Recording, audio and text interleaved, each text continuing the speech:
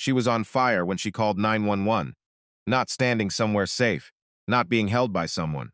On fire, burns across 60% of her body, the temperature outside -1 degree, two daughters standing barefoot, yards away in the dark. And she reached for her phone and dialed. When first responders reached her, she was smoldering. The first thing out of her mouth was not about herself. She asked about her daughters. Officers told her. Serenity and Samaya were safe and warm. That was when she stopped asking and started surviving. That is not a woman who needed to be rescued. That is a woman who fought for her own life, while the man who tried to end it was already 5 miles away, building a story to tell. Content. Warning. This episode covers a domestic violence case involving severe physical harm to an adult and the deliberate endangerment of 2 young children. There are no graphic descriptions in this documentary, but the subject matter is serious. If you need to step away, please do. Welcome back to Behind Unreal Love Crimes. If you are new here, this channel exists for one reason: to cover cases like this one completely, accurately, and with every person inside them treated as a human being, not a file number.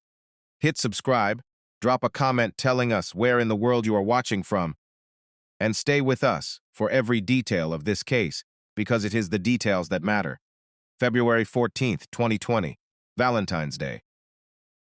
-1 degree Fahrenheit. The man who had been told he needed to leave was still in the apartment. The woman who had told him to go was asleep. What happened next was not a fight that escalated. It was not a moment of uncontrollable rage. Every officer, every prosecutor, every fire investigator who touched this case would use the same word to describe what Javaunte Jefferson did that night. Deliberate. This is the complete story of Savannah Bailey, how the relationship started, what it became, what he did, what she survived, and what the state of Wisconsin ultimately did with it. Every fact is sourced, every name is confirmed, and the angle that separates this documentary from everything else you may have seen on this case is the one detail most coverage either missed or buried. That detail is coming. But first, you need to understand who Savannah was before he became part of her story. Savannah Bailey was 23 years old. She lived in Milwaukee on the 1500 block of North 8th Street, in a first-floor apartment she shared with her 2 daughters. Serenity, 4 years old, and Samaya, barely a year old, still in diapers. Her mother, Wanda Bailey, was a constant presence in her life. Her sister, Charissa Johnson, was the person Savannah texted when things were difficult. The person closest to what was happening inside that apartment, often when no one else knew. Charissa described her sister as a good person, loved by a lot of people, and strong. Not a word the family reached for, after the fact, to make sense of a tragedy. A word they had always used. Strength was simply how they knew her. Serenity at 4 was old enough to know her mother's face, her voice, the specific way she laughed. Samaya at 1 year old lived entirely in sensation, warmth, familiar arms, the presence of someone who came when she cried. Both girls trusted the adults in that apartment completely. Infantile children that age have no other option. When detectives arrived at Wanda Bailey's door at 5:30 in the morning on February 14th, Serenity and Samaya with them, no shoes, no coats. Charissa was there. She said later it was the worst moment of her life. Her first question was not about what had happened. It was about whether her sister was still alive. Savannah Bailey was a 23-year-old mother, building a life for 2 daughters who needed her. What happened to her on Valentine's Day 2020 did not happen because of anything she was. It happened because of something he decided to do. Understanding the difference between those two things is the whole story. And the story starts with him. Javaunte Jefferson was 28 years old in February 2020. He and Savannah had been together for years. Long enough to have 2 children, together, long enough that Serenity called him Daddy, long enough that leaving carried the full weight of a dismantled life. The beginning, by every account, looked the way beginnings do. Attention that felt like care, interest that felt like love, opinions that felt like partnership. That is not naivety. That is how coercive relationships are designed to start. If the first months were marked by control and punishment, no one would stay. The architecture is deliberate. The warmth comes first. The grip tightens after. Jefferson's control showed up earliest in money. He monitored what Savannah spent, not as a partner working through a shared budget, as someone who believed he had final authority over what she was permitted to do with money. That is documented in the record, and in Savannah's own account. Financial control is one of the most consistent early indicators of a coercive relationship. It is how dominance becomes habitual before anything physical makes the threat explicit. Here is the specific detail that shows how completely that control operated. One source of the Valentine's Day argument was that Savannah had spent money on a friend. Not a large purchase. She bought something for someone she cared about outside their relationship. Jefferson was furious. That grievance is not about finances. It is about who she is allowed to be close to. Every objection to a connection outside this relationship is a quiet act of isolation. An objection to a friend purchase is an objection to the friendship. Savannah described years of verbal abuse running alongside the financial control incidents, followed by periods of calm and apology. The apology is not repair. It is a reset that deepens investment, because the person who was hurt now has evidence that things can be better. The cycle does not break by accident. It is designed not to. There had been at least one prior physical incident. Savannah described it. It is not confirmed through public arrest records. It is stated here as her account, because that is what it is. Physical violence, even once, changes the weight of every argument that follows.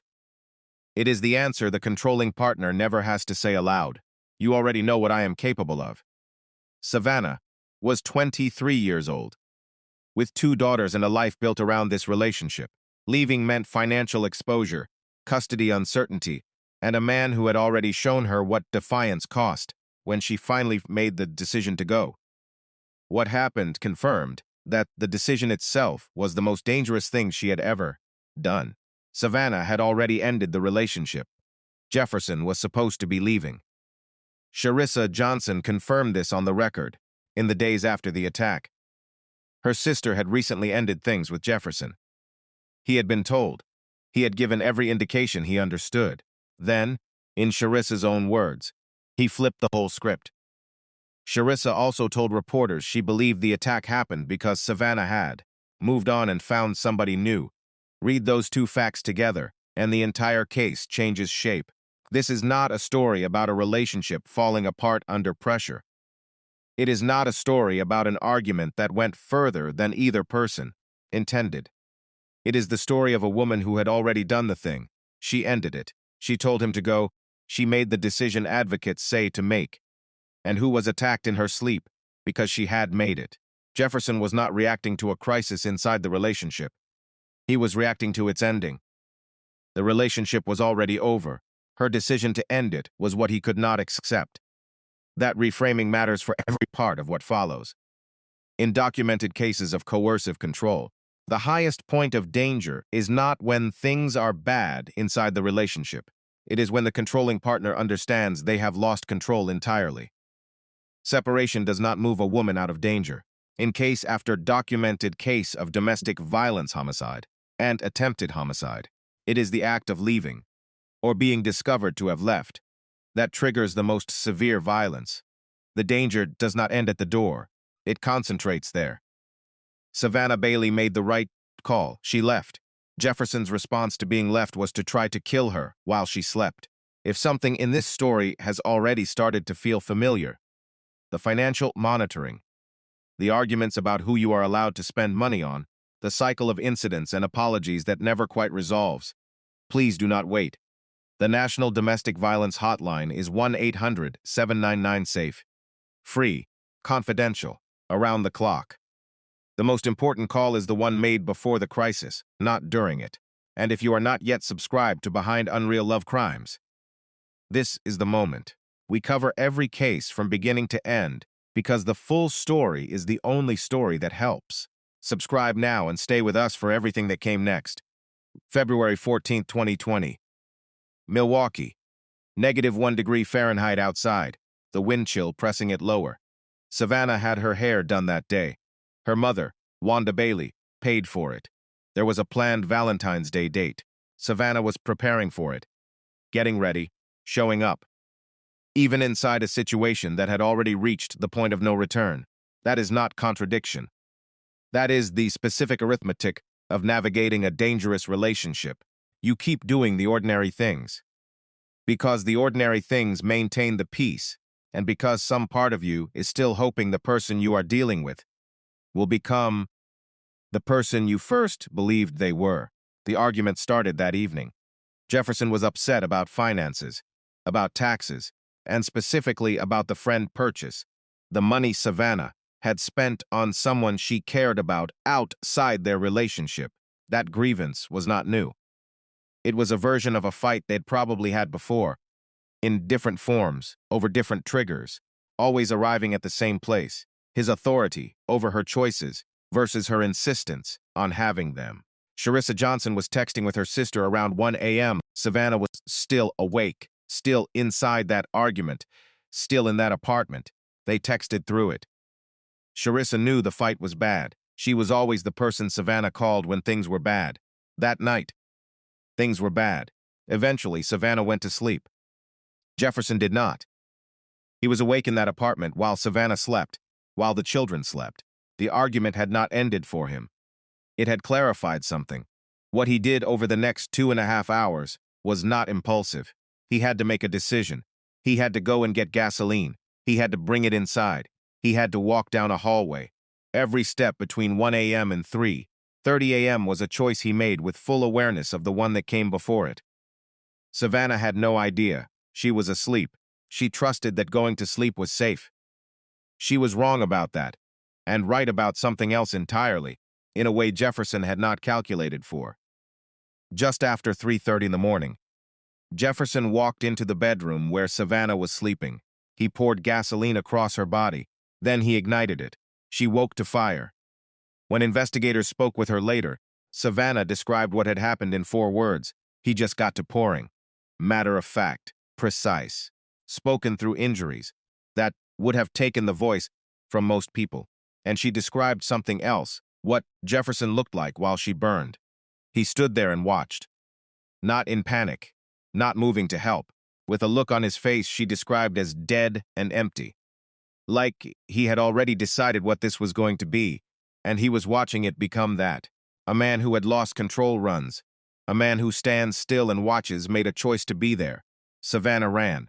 Her daughters woke. Serenity and Samaya, 4 years old and 1 year old, opened their eyes to their mother on fire in their home. Jefferson picked up the girls. No shoes, no coats, and carried them outside into -1 degree air with a wind chill the investigation would later put at 19 below. He left them standing there. Then he walked back, got in his car, and drove away. Not to call for help, not to find someone. Away. What happened next is the part of this story that most versions of this case have not told correctly. Savannah got herself out of that burning apartment. She ran to her neighbor's door and banged on it until someone answered. That neighbor saw she was on fire, called 911, and came outside and wrapped Serenity and Samaya in her own coat. Those 2 babies in the freezing dark while their mother burned. A second neighbor heard screaming, looked out, saw Jefferson loading a bag into his vehicle and leaving, watched Savannah running and rolling in the snow, and also called 911. And Savannah, body on fire, temperature 19 below wind chill, daughters yards away, called 911 herself. 3 calls went out to save her life that night. One of them was hers. When first responders reached her, she was still smoldering. The first officer on scene could smell burnt hair and skin. Savannah was treated where she stood. The first thing she asked before anything else was about her daughters. Officers told her Serenity and Samaya were safe and warm. She had what she needed to keep going. The Milwaukee Fire Department extinguished the blaze. Fire investigators then conducted a separate examination of the scene, separate from police, with their own mandate and their own conclusion. The fire had been intentionally set. The point of origin was the bedroom mattress on the first floor, exactly where Jefferson had been standing. While Savannah was being rushed to Columbia St. Mary's, fire investigators were walking through the apartment on North 8th Street, reading what the fire had left behind. The bedroom walls were smoke-stained. That detail is documented in the criminal complaint. Smoke staining tells investigators how a fire behaved, how long it burned in a given area, how combustion traveled through the space. Combined with the burn pattern on the mattress, the physical record in that room was specific. It told investigators where the fire had started, how it had been accelerated, and why nothing about it was consistent with an accident. Accidental fires start at electrical sources, heating elements, cooking surfaces. They do not start on mattresses in bedrooms at 3:30 in the morning. The fire investigators' conclusion was formal, intentionally set. That determination came independently of police. Two separate investigative tracks, arriving at the same place. Savannah's documented injuries confirmed the physics of what had happened. Third-degree burns covering 60% of her body's surface area, concentrated on her hips, head, back, and face. The burns to her face caused swelling, discoloration, and blistering documented by medical personnel. Her hair had been burned to the scalp. Third-degree burns are full-thickness injuries. They destroy not just the outer skin layers, but the tissue beneath. They do not heal on their own. They require surgery, not once but repeatedly, over months. Her airways had also sustained damage from the heat and smoke at such close range. The passages carrying air to her lungs, taking thermal and chemical injury, distinct from the surface burns. That damage was what required a tracheotomy as part of her treatment. In severe cases, airway injury is more immediately life-threatening than the burns themselves. The first officer on scene documented what they found: Savannah smoldering, the smell of burnt hair and skin. Those observations entered the criminal complaint and became part of the evidentiary foundation of the case. Jefferson, at that point, had been gone for roughly an hour. What he did with that hour left its own trail. Jefferson drove approximately 5 miles from North 8th Street. He ended up in an alley. Surveillance cameras covered that alley, and they recorded everything. He reached into a bag he had brought with him. He retrieved a handgun. He shot himself, toward his stomach, his left arm, and his head, multiple times. He stayed in that alley for 12 minutes, hunched over, not leaving, the footage capturing every one of those minutes. Then he walked to St. Frank's Hospital and checked himself in. A search warrant later confirmed the self-inflicted wounds. The injuries he presented with, a graze to the head, a gunshot to his elbow, were not life-threatening. Police followed the blood trail he had left in the alley directly to the handgun. It was still there, exactly where he had been. While all of this was happening, Jefferson went on Facebook. He took a screenshot of an accusatory text message he had sent to Savannah and posted it publicly, presenting his version of events before anyone else had the chance to tell the truth. That post helped investigators locate him faster than they would have otherwise. Then he called his mother. His 8-year-old brother was in the room when that call came through. The boy heard everything. He heard Jefferson's mother say to her son, "Don't lie to me, Javaunte." He heard what Jefferson said back. Jefferson told his mother he had killed Savannah. He explained why. She would not pay her taxes and was buying other stuff. He was given the opportunity to deny what he had done. His own mother asked him directly not to lie. He confirmed it. He explained it, with the ease of someone who believed the reason was sufficient. That same 8-year-old brother had already been a witness earlier that night. He had overheard Jefferson and Savannah arguing about money and the friend purchase before the attack. After the phone call, he was a witness to the confession. The same child heard both the motive and the admission, hours apart. Wanda Bailey asked her 4-year-old granddaughter who had burned the house up. Serenity answered in 3 words: "My daddy did." That account reached investigators. Combined with the physical evidence, the blood trail, the handgun, the surveillance footage, the Facebook post, and the phone confession, Jefferson's location was confirmed quickly. He was already at St. Frank's Hospital when police arrived. He had constructed the case against himself at every step, without once appearing to consider that she had survived. 4 actions, every one taken after he left that apartment, every one a window into the same mind. The self-shooting first. Researchers who study domestic violence homicides have documented a pattern in which perpetrators engage in self-harm after attacking a partner. Not with intent to die, but to complicate the narrative. Jefferson shot himself, walked to a hospital, checked in with a graze and an elbow wound. This behavior, sometimes called pseudo-suicide, appears in separation violence cases and functions as an extension of the same control dynamic that drove the original attack. It inserts the perpetrator as a victim. It creates a competing story before the real one can be told. The Facebook post second. He took an accusatory text message and posted it publicly before investigators had connected any of the evidence. A man in shock does not do that. A man managing his image does. The relationship's control dynamic did not end when he left the apartment. It continued through his phone. The confession third. When his mother told him not to lie, he confirmed what he had done and explained it.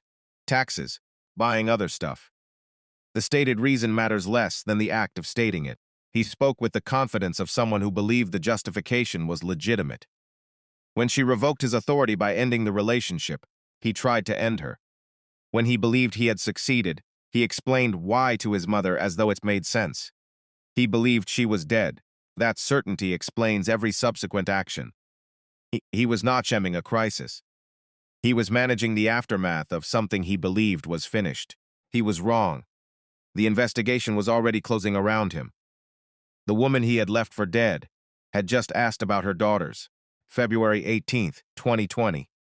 4 days after the attack, Javaunte Jefferson appeared in court for the first time.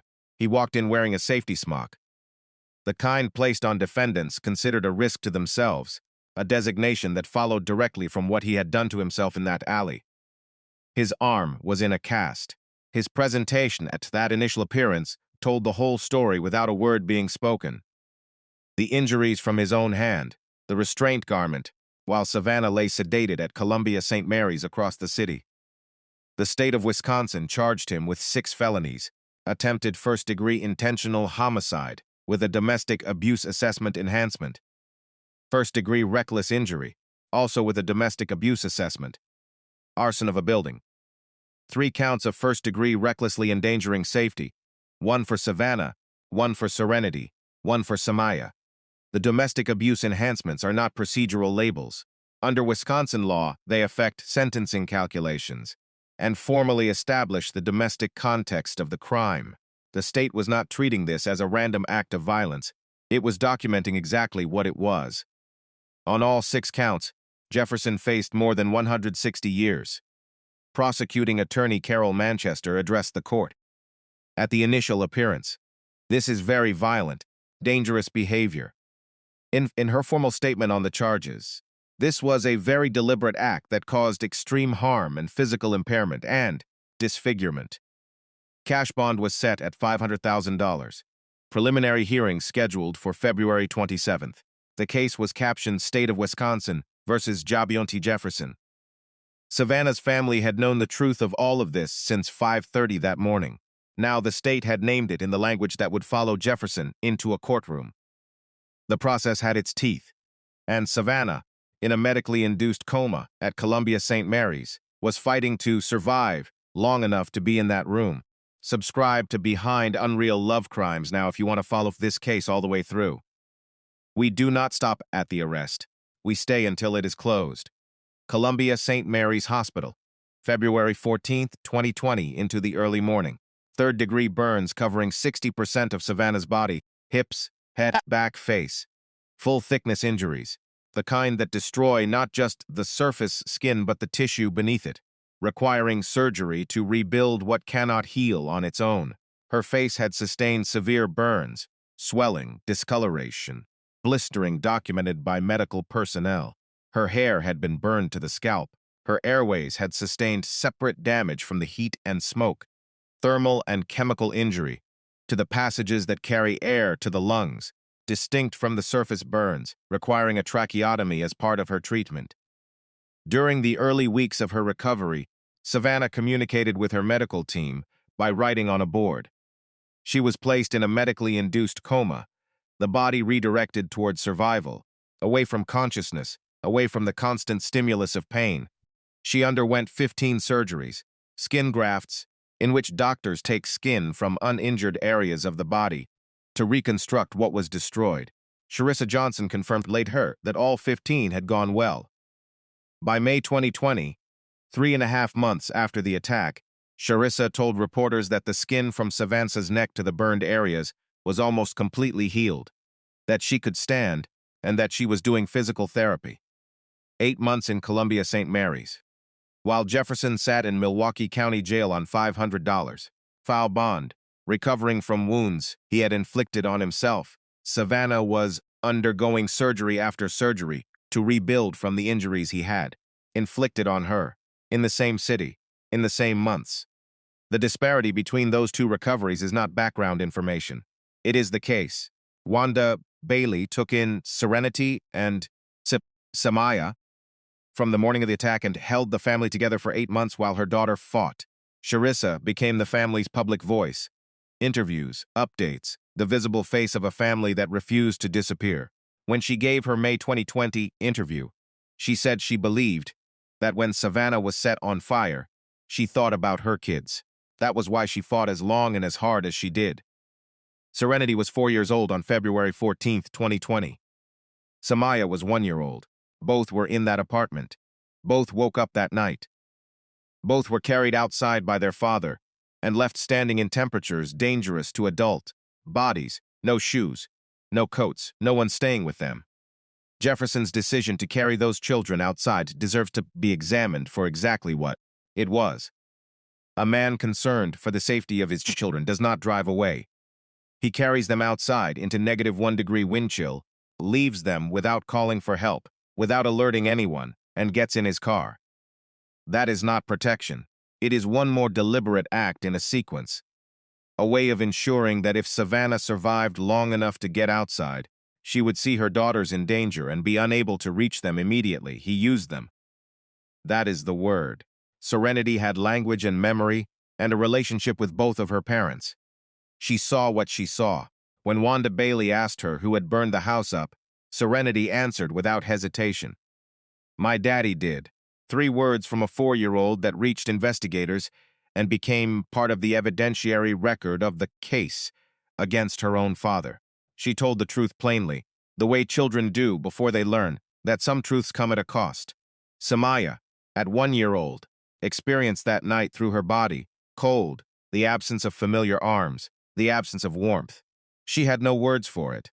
What she had was the physical reality of being left outside in freezing conditions by the person whose entire function in her life was to keep her safe. Both girls spent 8 months with their grandmother Wanda while their mother was hospitalized. When Savannah came out of that hospital, Serenity and Samaya got their mother back.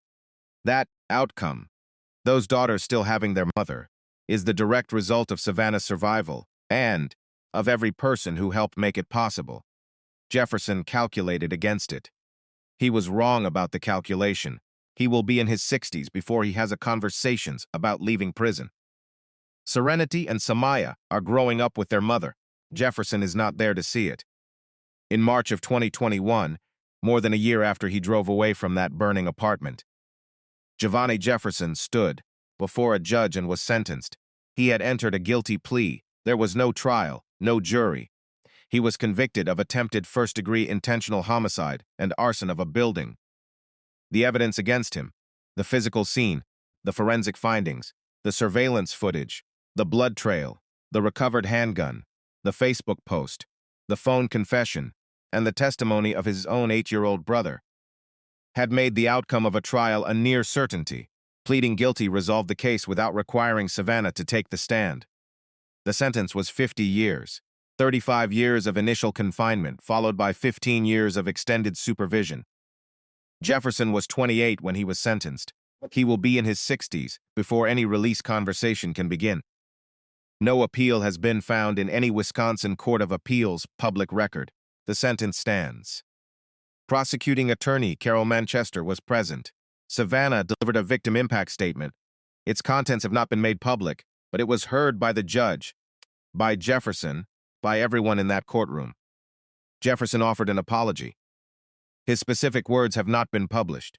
What the record reflects is that Savannah and her family did not receive it as sufficient. A courtroom apology from a man who called his mother the morning of the attack to explain why he had killed her is not the same thing as Accountability. In the early morning hours of February 14, 2020, Jefferson called his mother and told her he had killed Savannah Bailey.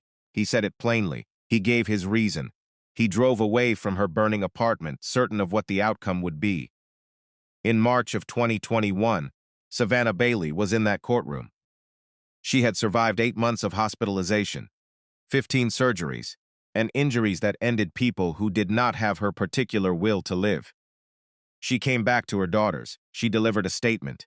Jefferson stood in front of the judge, who would take 35 years of his life, having been wrong about the most important calculation he ever made. He planned her death with deliberation. She survived it with the same quality. He drove away, believing the outcome was finished. It was, just not the outcome he had planned. 6 days before Jefferson attacked Savannah, on February 8, 2020, a Milwaukee woman named Amara Jerica Banks was murdered along with her 2 children by her ex-boyfriend, Arzel Ivory. 2 acts of fatal domestic violence in the same city in 9 days. Milwaukee Police Chief Alfonso Morales named domestic violence a systemic, generational problem publicly. An emergency summit followed. Health officials, the DA's office, domestic violence services, and Milwaukee schools all convening.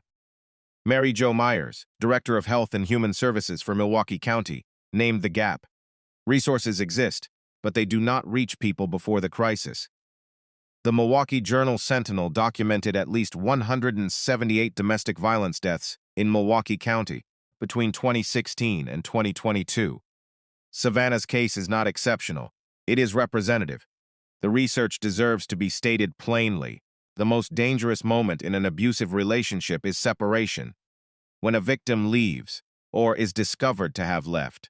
Studies on domestic violence homicide show lethal violence risk increases substantially. At that point, some research placing the figure at 75% or higher. For a person who has built a relationship around control, a partner leaving is not rejection. It is the complete dismantling of the operating premise. Separation does not end the danger. It concentrates it. Savannah made the right decision. She ended it. Jefferson was supposed to be going. He attacked her anyway. The National Domestic Violence Hotline, 1-800-799-SAFE, exists for the passage between making that decision and being safely through it. Free, confidential, around the clock, not only for crises, for the conversations that happen before the crisis arrives. When there is still time to plan carefully, Savannah Bailey is alive. As of the last confirmed portrait from her family, she had completed 15 successful surgeries, was doing physical therapy, and was present for her daughters. Serenity and Samaya have their mother. Javaunte Jefferson is serving 35 years of initial confinement in the Wisconsin Department of Corrections. No appeal filed, no challenge to the sentence in the public record. He will be an old man before any conversation about release can begin.